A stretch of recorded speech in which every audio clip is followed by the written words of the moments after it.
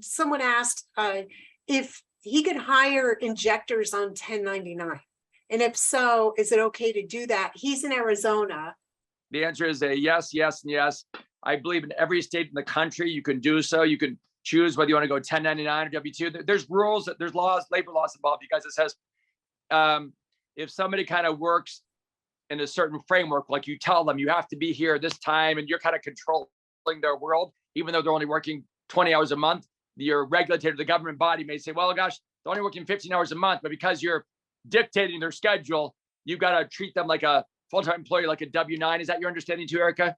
Yeah, absolutely. Yeah. As long as they're running the show. When I was going back and forth with him on email, I found out something that was critical. Like, this person is also buying their own supplies. So they're just practicing on site and using that facility and, and is tapping into the medical director there.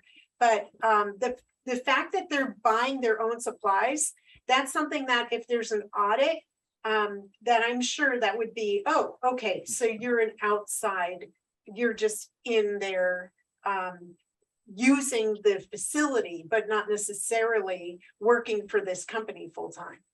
On a 1099, you take care of all your own taxes. We don't take out any money for taxes. If you're a 1099 and you, let's say you're an instructor for me and you're teaching injectables, and I'm paying you, let's say $1,500 for the day. I just cut you a check, to you or your corporation for $1,500. I take out no taxes, no expenses, nothing. Where if it's W-2, if you're my employee, I take out all the taxes and Social Security and all those fun things like that.